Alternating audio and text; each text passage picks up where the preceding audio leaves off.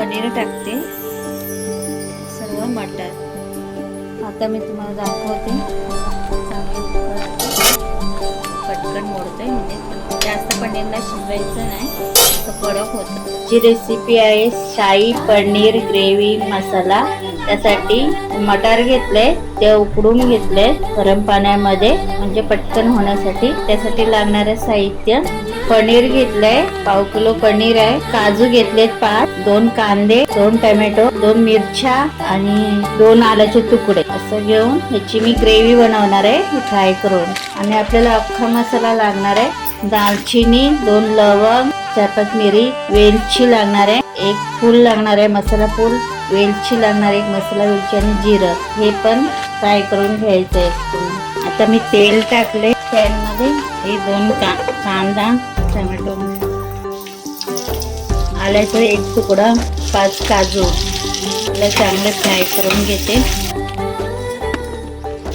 हे अख्खा मसाला आहे ना, तो सर्व टाकायचा. आता आपलं हे चांगलं भाजून रेडी झालेलं आहे. याची आता मी मिक्सरला वाटून घेते. हे मिक्सरला लावून घेते, बारीक पेस्ट करून घ्यायची पूर्ण.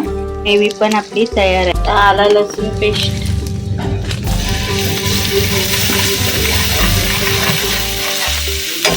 दोन चमचे मालवणी मसाला, चमचा हळद आणि तेलामध्ये चांगले करून घेते. आणि आपलं ग्रेव्ही बनवली ना, ती सर्व टाकायची.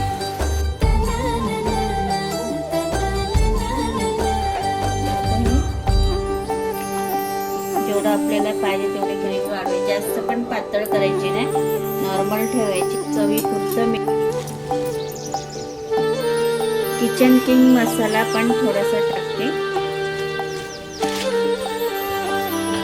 पनीर टाकते.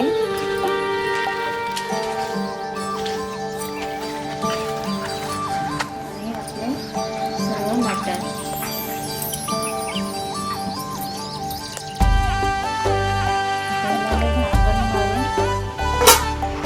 आता मी तुम्हाला दाखवते.